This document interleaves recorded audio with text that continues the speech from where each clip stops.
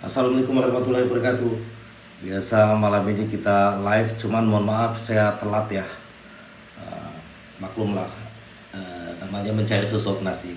Jadi 50 menit ke depan kita akan live tanya jawab masalah kredit macet. Apakah itu bank, leasing, kartu kredit, ataukah bank, leasing, koperasi.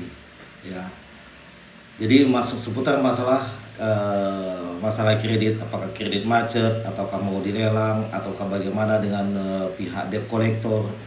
Nah, ini kita masalah debt collector. Debt collector ini biasanya dia memang akan melakukan penagihan. Dia sesuai dengan instruksi yang diberikan oleh atasannya, target yang diberikan. Katakanlah bulan ini dia harus mencapai penagihan dia itu berapa ratus juta. Jadi dia punya target. Dan dia akan membagi debitur itu seperti apa, ada namanya ada hope dan no hope, yang bisa ditagih atau tidak bisa ditagih. Apakah bisa dilakukan lelang ataukah harus dilakukan seperti apa? Misalnya dilakukan namanya itu restruktur, ya.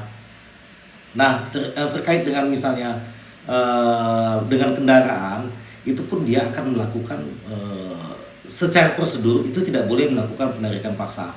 Tapi banyak kan di lapangan itu ada ini masalah oknum aja, oknum yang mengambil paksa, menarik paksa.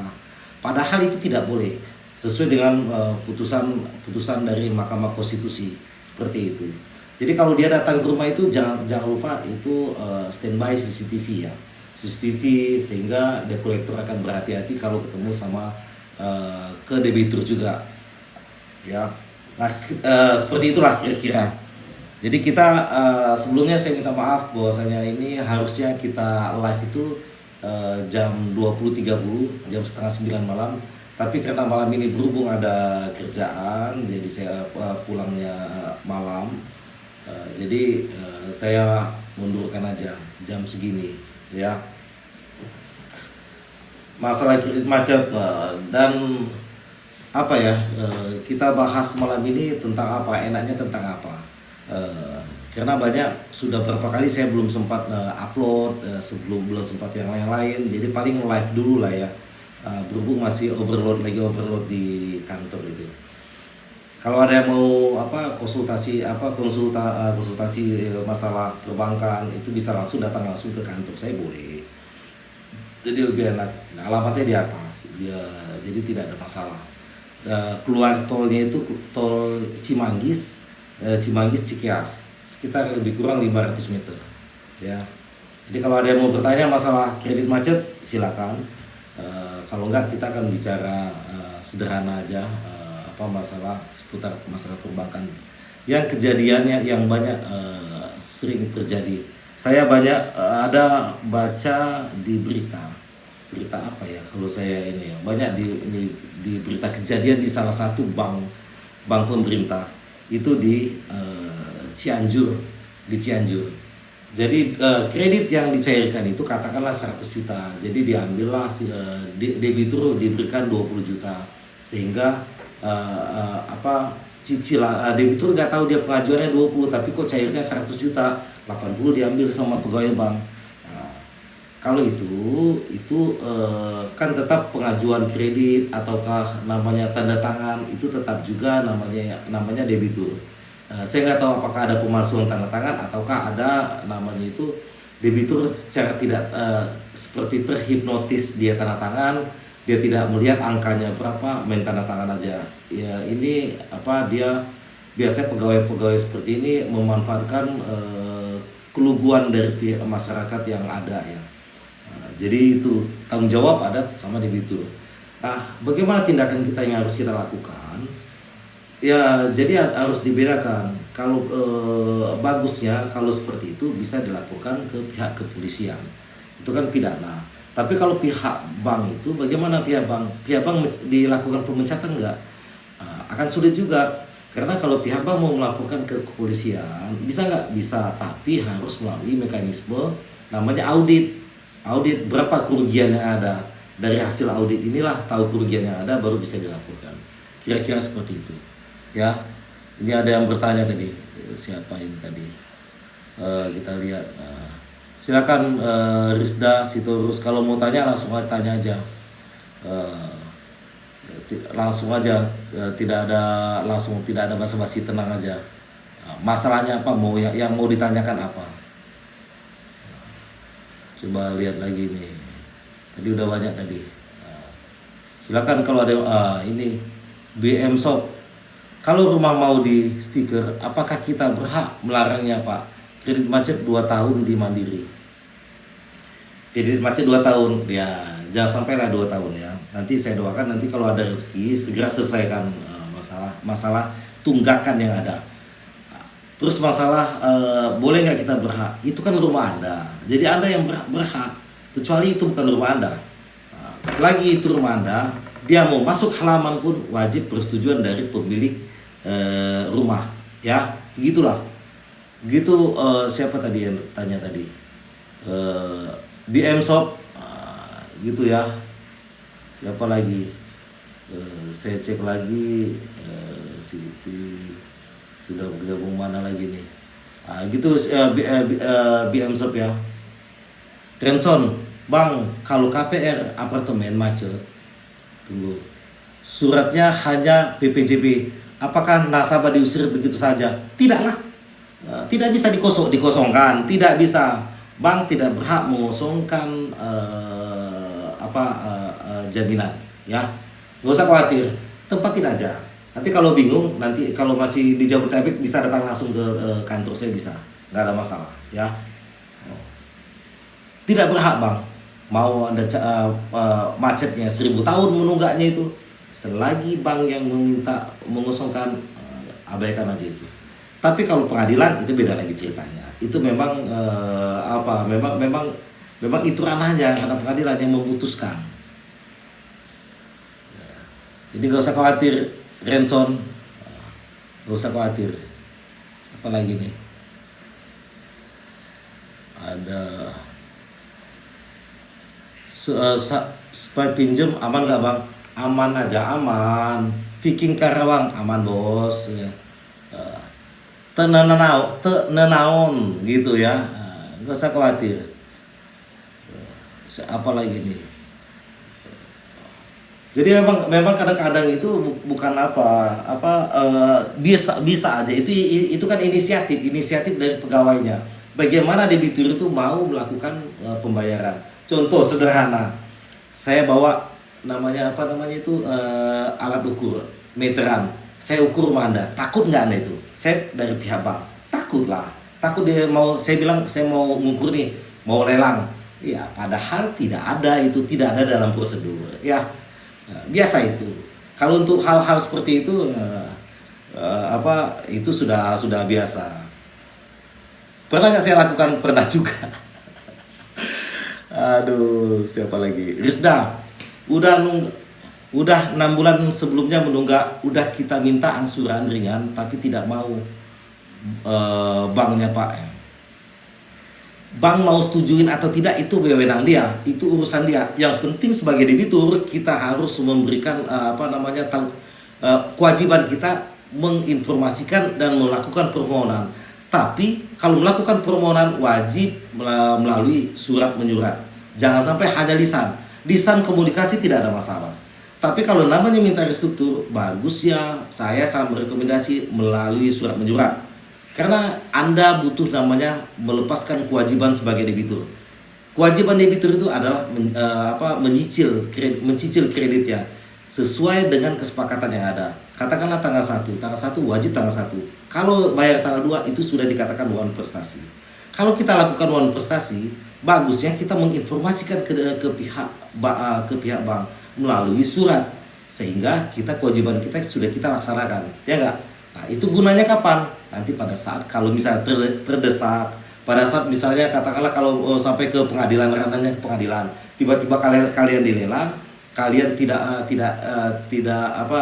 berkeberatan, tidak mau rumahnya dilelang, pengen membatalkan, mau tidak mau, Anda harus butuh data dan kekuatan dari debitur. Kekuatannya apa? Data-data yang ada, sehingga kalian sudah melakukan komunikasi dengan pihak bank, sehingga pihak bank tetap tidak melaksanakan kewajibannya untuk memberikan solusi ke pihak debitur, ya enggak?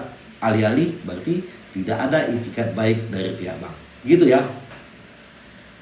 Rizda, begitu ya Rizda ya. Naon deui tah. Kristina Sitanggang. Saya ada KTA di bank titik-titik. Mentok sudah SP3 mau dibawa pengadilan. Saya udah pasrah, udah biarkan aja, tenang, gak usah khawatir ya. Gak usah khawatir.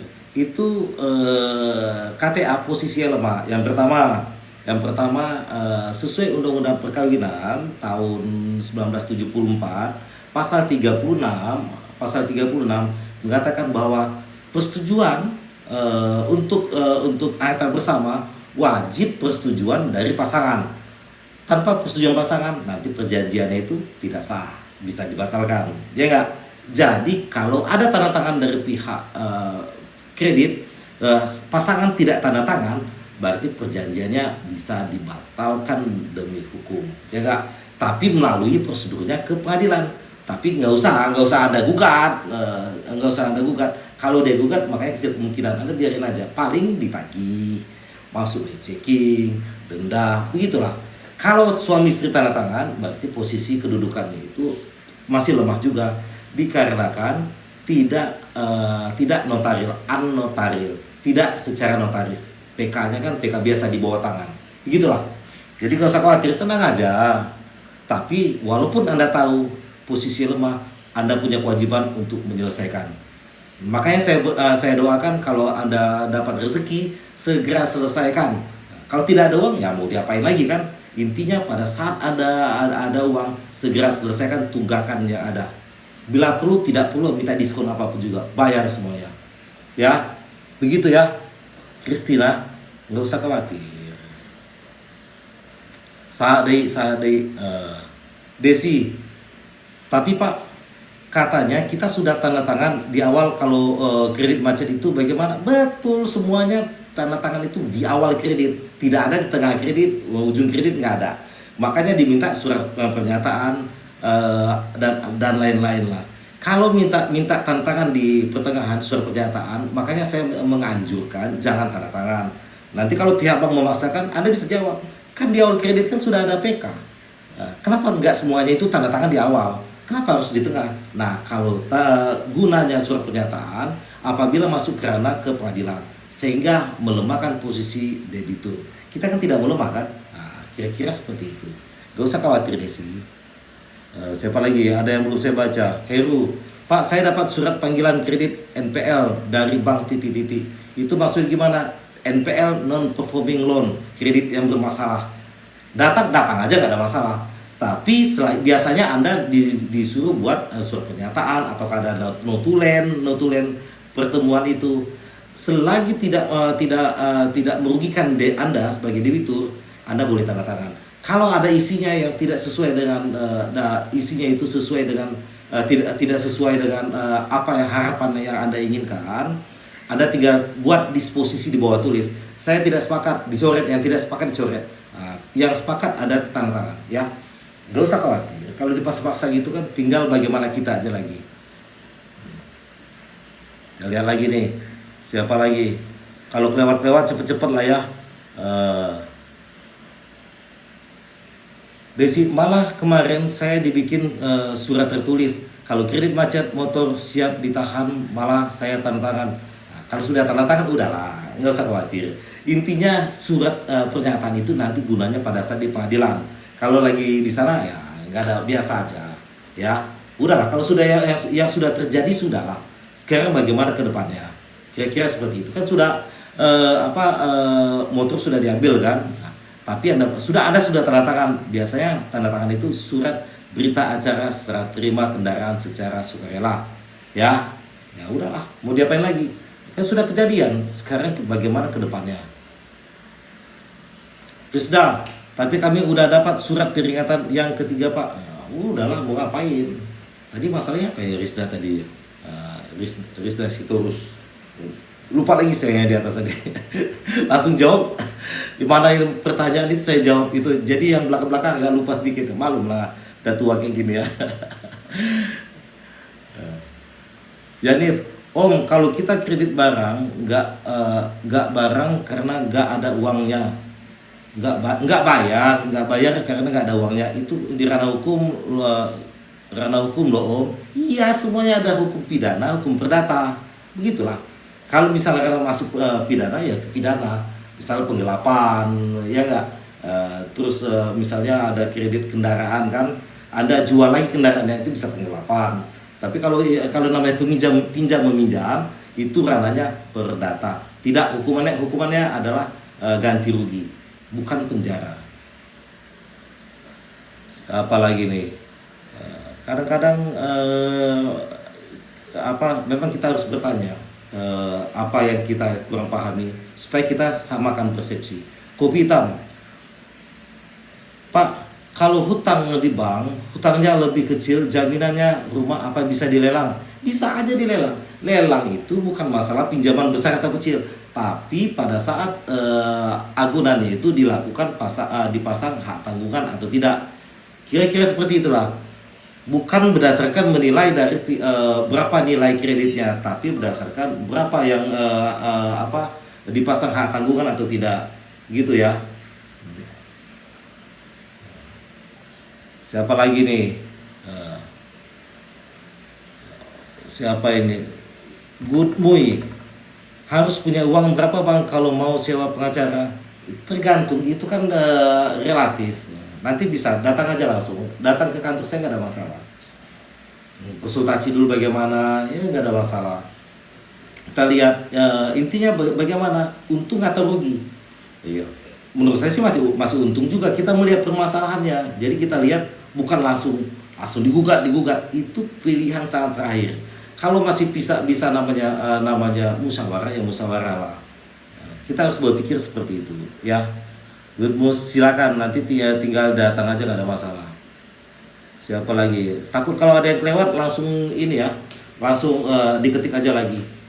Jadi tapi itu hukum pidana apa perdata Om? Kalau kredit barang perdata, pinjam meminjam perdata. Gitu ya, Yanif ya. Siapa lagi? Free closing. Nah, free closing apa kabar? Sehat ya. 3 hari lalu saya disurati keempat, isinya menindaklanjuti jalur hukum perbuatan merugikan keuangan negara. Nah, udah biasa itu tetap perdata ya. Udahlah.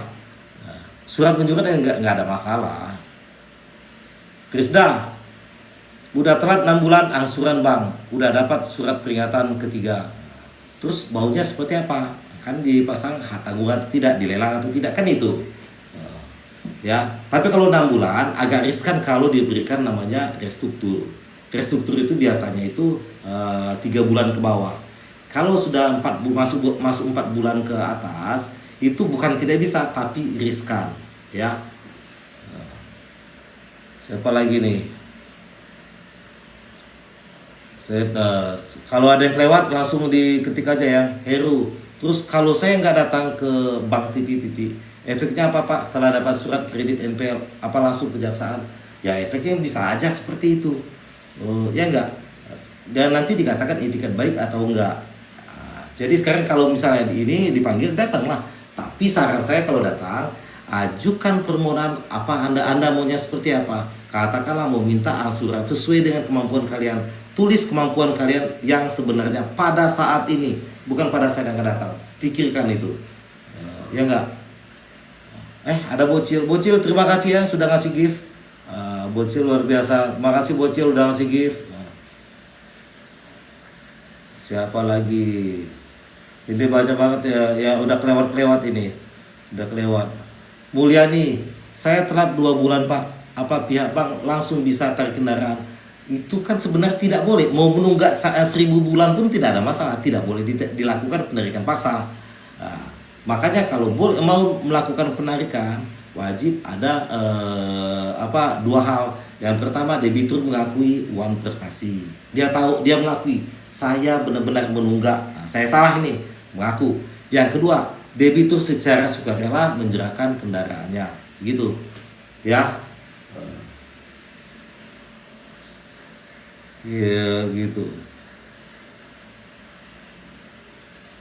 apa namanya, good mood sekitar berapa kira-kira. Tidak bisa Anda tinggal tinggal Anda lihat kondisi itu kan kondisional, lihat nah bagaimana tingkat permasalahan seperti apa, ya. Anda datang aja.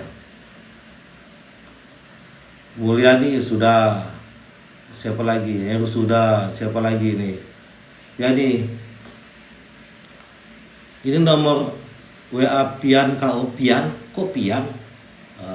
Bukan, saya ya di sini nanti ada namanya Pak Arifin atau Ibu Siva, nanti di komunikasi aja bagaimana mau datang atau bagaimana, nanti silakan. Bayu Aditya, izin nego lo alamat di mana? Ini di atas alamatnya ini. Tuh alamatnya. Ya. Alamatnya di luar apa, kalau naik tol, keluar tolnya itu ke Cikias, arah ke rumah Presiden Pak SBY ya.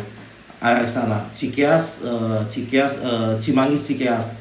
Keluar tol sana nanti 500 meter. Kira-kira seperti itu. Ya. Yanif, oke gitu ya, Yanif. Siapa lagi nih?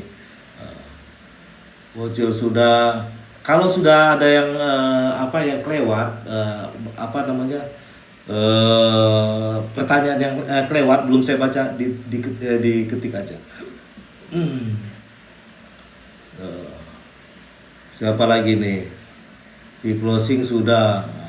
Nggak apa-apa, closing, nggak usah khawatir, dipanggil datang, nggak usah khawatir, ngapain takut-takut.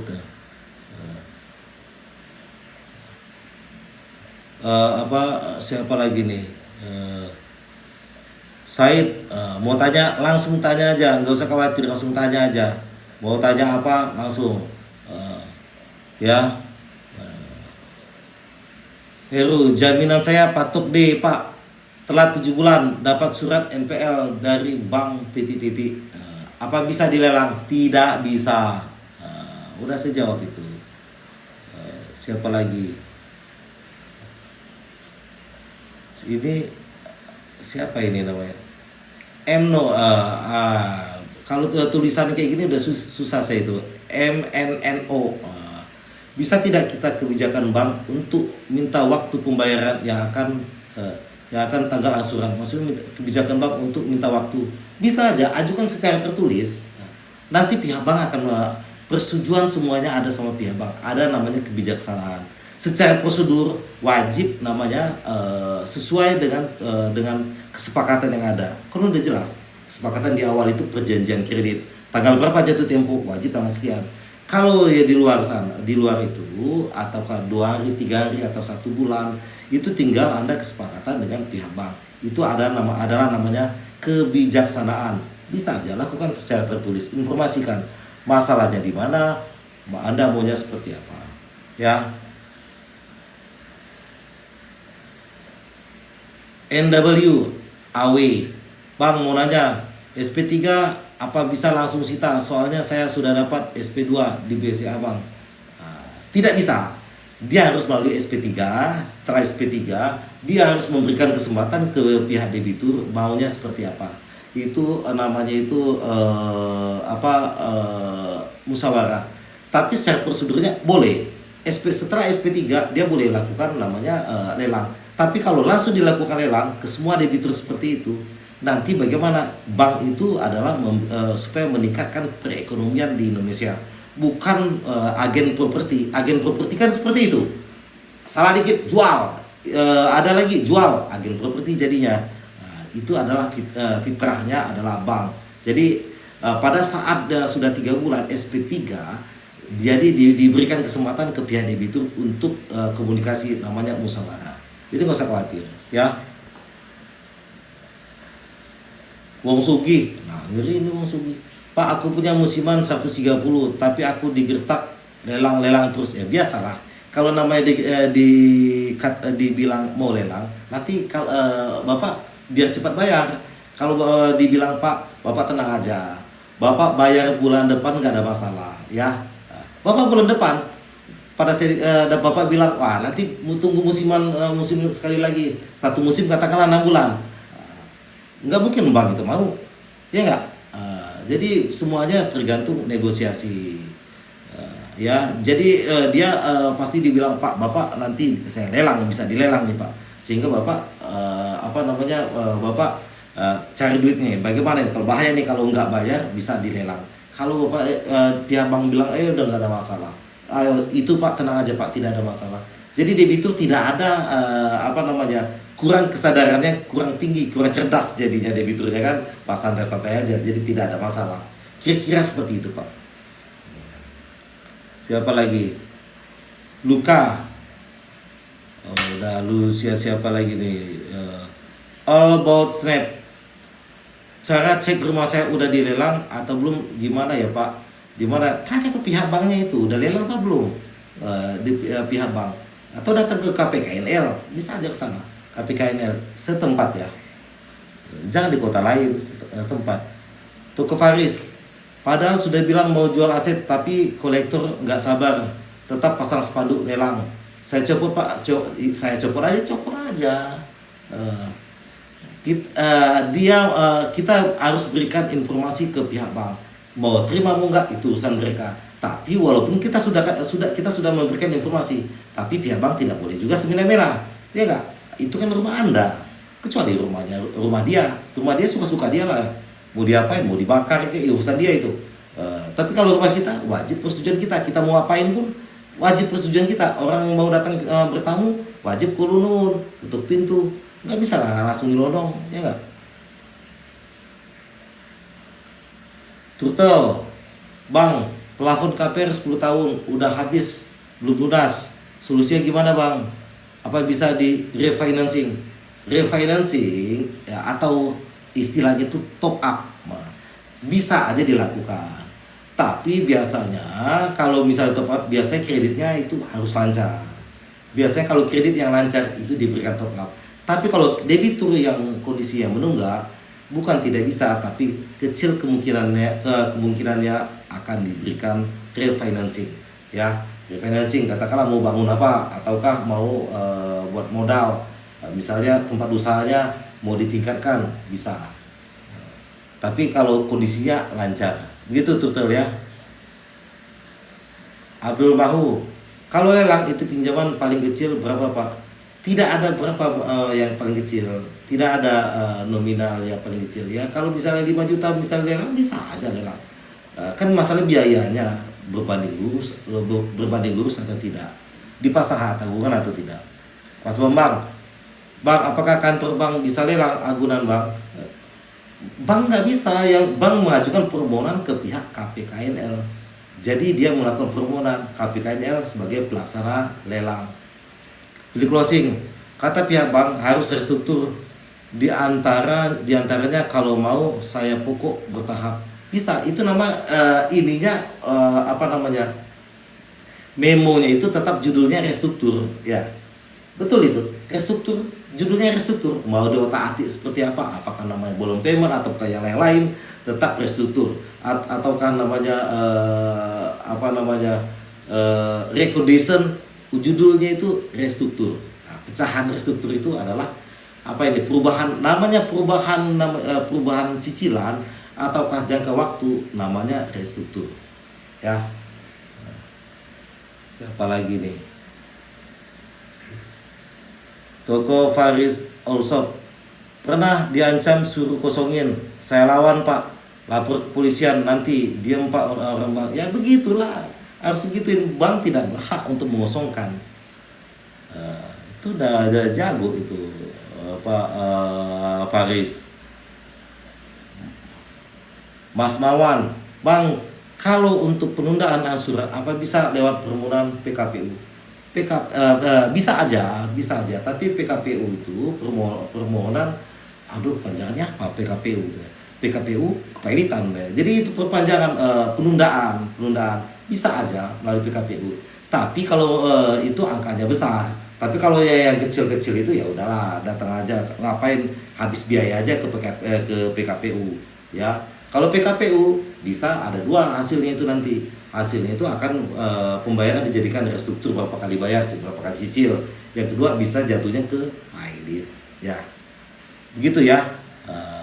Nanti kalau misalnya ini masih bingung apa namanya Mang Mawan bisa datang ke kantor langsung, bisa hubungi, bisa di sini, bisa, tidak ada masalah, tenang. Semua masalah kita harus selesaikan, tapi dia berpikir hati yang dingin, ya, hati yang tenang. Jadi kita sebelum kita melakukan melangkah jauh dengan pihak bank, kita harus tahu namanya kekuatan dan kelemahan posisi kita. Apa deh kelemahannya? Secara data ya, bukan secara yang lain, tapi secara datanya. Kalau namanya posisi kita kuat, baru kita mau ngapain, ayo. Tapi kalau posisi lemah, kita meliuk-meliuk sedikit lah. Kira-kira seperti itu. Andi Aisyah, mana tadi? Bang, kalau udah masuk KPKNL, apakah harus bayar denda? Denda itu kan kewajiban, tinggal negosiasi aja, gitu ya.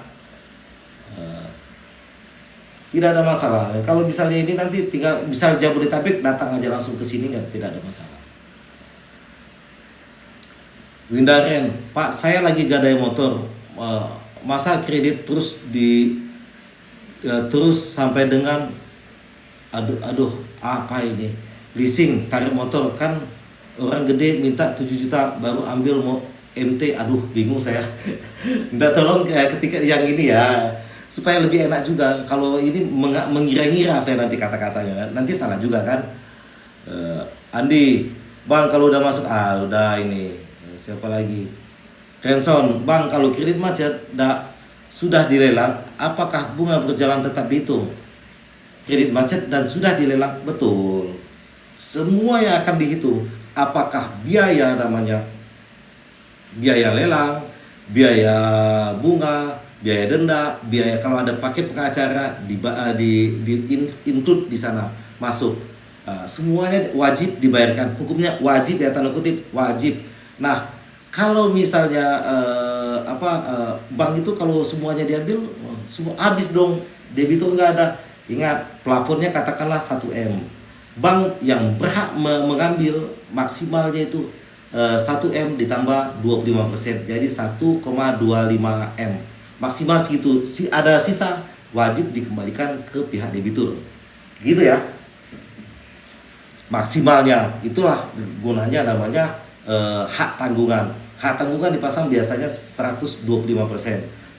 Lebih besar dari 25% dari plafon kredit. Siapa lagi? Andi Noval, Bang, kalau sudah 4 bulan kredit rumah baru bisa cicil 1 bulan, apa tetap kena lelang? Kalau misal 1 bulan Anda yang rugi, kena lelang nggak? Kecil sekali kemungkinan bisa dilakukan lelang. Karena kalau misalnya sudah bayar 1 bulan nanti sudah ini, jadi SP-nya itu bisa kembali ke 1 ya. Jadi harus balik SP 1, 2, 3, bayar lagi, balik ke SP 1 lagi, begitulah. Bang, nilai lelang yang menentukan siapa, Bang? Itu kan ada namanya appraisal, dinilai berapa nilainya. Kira-kira seperti itu ya. Tim appraisal ya, KJPP, Kantor Jasa Penilai Publik. Bang Mawan, tanya lagi Bang, kalau menemukan fraud di bank pemerintah, laporannya kemana? Kalau ada terjadi fraud, itu bisa dilaporkan ke banknya. Ini langsung ke kantor pusatnya ya. Biasa itu ada setiap bank itu ada pengaduan. Nah, jangan lupa di CC-kan atau di tembusannya itu di OJK. Nah, itu baru masuk itu. Pihak bank wajib membalas surat itu maksimal 20 hari kerja. Kalau pihak bank tidak menjawab atas surat tersebut, maka akan diberi sanksi oleh OJK. Makanya kenapa harus di-CC-kan ke OJK? Bukan kepada ke OJK ya, tapi ke pihak direksi. Nanti pihak direksi lakukan fraud seperti apa? Apakah ini bisa masuk ke pidana atau tidak? Ya enggak? Kalau masuk pidana, pihak bank bisa melaporkan pegawainya, bisa. Tapi wajib namanya melalui mekanisme diaudit. Ya kan? Diaudit dulu berapa kerugian dari perusahaan. Dari hasil audit ini, muncul angka kerugian, itulah yang bisa dilaporkan ke polisian. Tanpa hasil audit tidak bisa. Ya, makanya pihak perusahaan akan sulit melaporkan pegawainya itu ke pihak yang berwajib. Ya enggak? Kira-kira seperti itulah. Dia lihat apakah risiko berdampak dengan nama baik atau tidak. Nah, nominalnya besar atau kecil. Kira-kira seperti itu. Kalau fraud ya bagusnya laporkan aja ke kantor pusat ya. Ya enggak? Siapa lagi nih? Adit Noval, Pak ini WA kantor hukumnya. Iya betul. Begitu ya. Rensong, Bang, kalau rumah sudah dilelang lebih dari 5 tahun tidak laku, apakah harga rumah tersebut appraisal-nya ulang? Jadi begini, kalau untuk namanya lelang pertama itu biasanya harga pasar. Nah setelah harga pasar tidak laku nih, lelang kedua pasti harganya akan diturunkan. Tidak laku lagi, lelang ketiga pasti diturunkan kembali. Tidak laku lagi, diturunkan kembali. Begitu, kira-kira seperti itulah. Ya, bukan diappraisal ulang, tapi appraisal kan awal sudah, tapi dia akan turun seperti itu, sehingga sampai ada namanya pembeli. Gitu ya, Renson, gitu Pak ya. Siapa lagi nih? Total berarti tenor KPR habis belum lunas, langsung lelang Bang. Kan perjanjian itu 10 tahun, berarti Anda masih memiliki hak atas kredit itu, ya enggak? Bisa dinegosiasikan aja. Siapa lagi nih? Total berarti sudah Heru. Bila tidak datang setelah dapat surat NPL, apakah bank berkeras langsung ke kejaksaan? Bisa aja. Tapi kan dilihat lagi benar enggak, takutnya diancam. Nah, biarin aja, mau dipanggil atau tidak nggak ada masalah. Nggak ada masalah. Total, makasih ya sudah kasih kopi, udah kasih gift ya. Aduh, makasih ya. Makanya kalau menurut saya, kalau misalnya ini di rumahnya itu bagusnya dipasang CCTV. Belilah CCTV yang mana yang murah, tapi yang bisa inilah, bisa merekam suara. Ya enggak? Saya lupa lagi taruh di keranjang sini.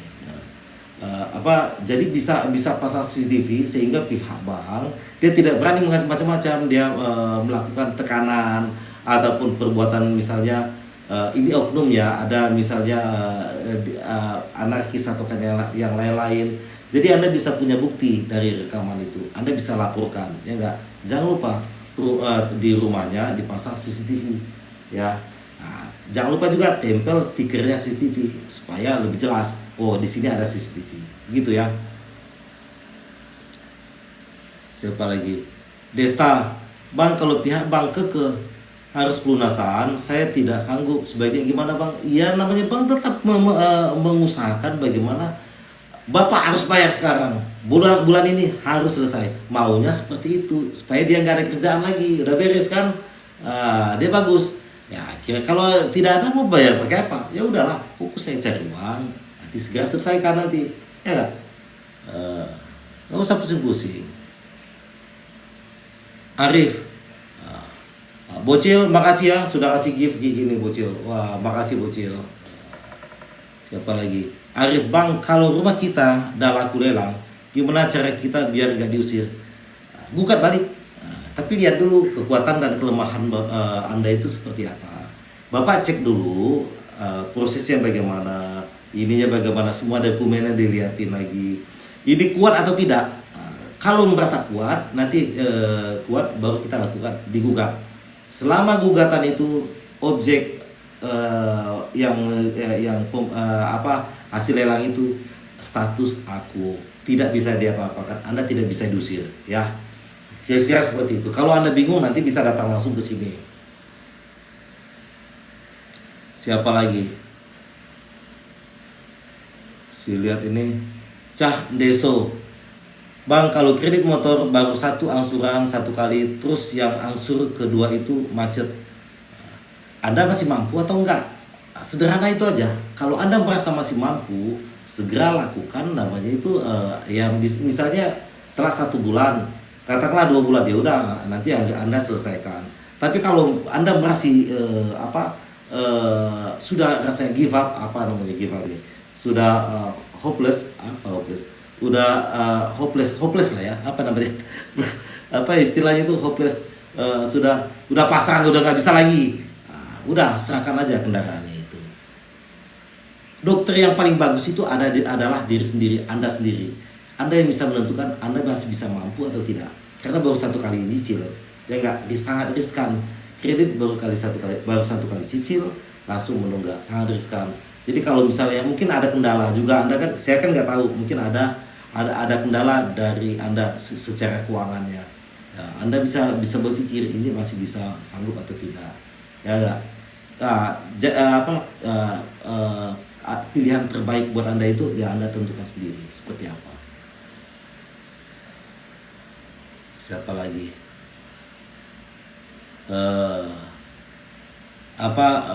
Siapa lagi? Apakah bisa menggiring ke ranah pidana? Pinjam meminjam itu ranahnya perdata. Udah, kecuali motornya itu Anda gadaikan. Nah, itu udah masuk pidana itu. Ya enggak? Bang Mawan, tanya lagi Bang, kalau Bang salah dalam melaporkan status debitur listrik, apa sanksinya? Nanti itu sanksi si OJK yang memberikan sanksi. Sanksinya apakah bentuknya tertulis? Pertama teguran biasa, kedua tertulis, masih juga peringatan 1, 2, 3 sama aja. Misalnya itu dikasih denda, yang kedua teguran lisan, teguran tertulis, terus yang 3 pembatasan wewenang, yang keempat baru bisa penutupan, pencabutan izin. Ya, tapi itu prosesnya panjang gitu. Salahnya di mana saya nggak tahu. Apakah ini seperti apa? Salah status debitur seperti apa, nggak tahu. Karena yang anda tanyakan bagaimana tadi itu status apa tadi itu? Kalau salah menulis status kan, laporkan ke OJK. Cadeso, apakah bisa menggiring? Udahlah. Bang Mawan, tanya lagi Bang, kalau salah. Ini sudah Mawan sudah. Ya, mungkin ini sudah malam. Ini sudah saya baca ya. Andi Aisyah Sahir. Bang, apakah kalau kita tinggal terkurang bunga, berkurang bunga, apakah bisa naik lelang? Tinggal terkurang. Bang, apakah kalau kita tinggal terkurang bunga, apa bisa naik lelang? Tinggal bayar bunga. Kecil kemungkinan kalau misalnya hanya bayar bunga, tinggal bayar bunganya aja ya. Ya. Oke, mungkin itu aja. Kita akhiri sampai di sini kita live-nya. Ini udah mau jam 11. Ini saya jawab satu lagi nih. Kalau closing, kalau udah direstruktur selanjutnya kita nggak sanggup bayar lagi, itu gimana Pak? Apa bisa direstruktur lagi? Bisa. Tidak ada ketentuan restruktur itu harus berapa kali. Yang penting sesuai dengan kemampuan debitur. Ya. Jadi